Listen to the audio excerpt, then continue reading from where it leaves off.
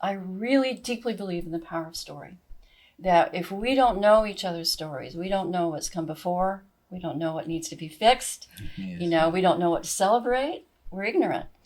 And so this struck me anew at one of the earlier anniversaries of Brown versus Board of Education, because I thought I want to write about the petitioners. Brown versus Board of Education, 1954 decision started in the 40s, and in 1946 with a desire for a school bus. That was all people were asking for.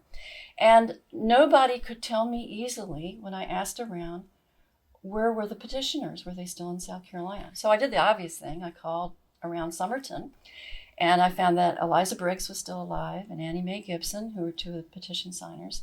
And I went down to talk to them for this anniversary story.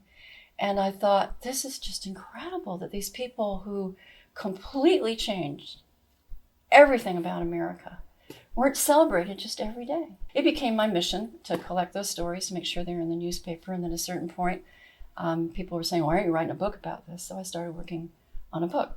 I think the stories of the civil rights activists are some of the most powerful stories of our culture. I mean, think about getting up in the morning and you're going off to protest and you don't know if you're going to come back home. Mm-hmm. And I don't mean just going to jail, I mean dying.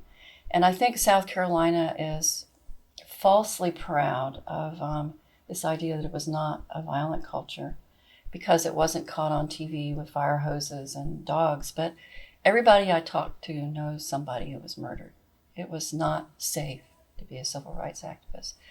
And it concerned me that one of the things that happens in any culture is the people with the power and the confidence to tell their stories get to make the official story, which may not be the actual story, right? Yes, so I wanted to go find the people that were out there on the pavement.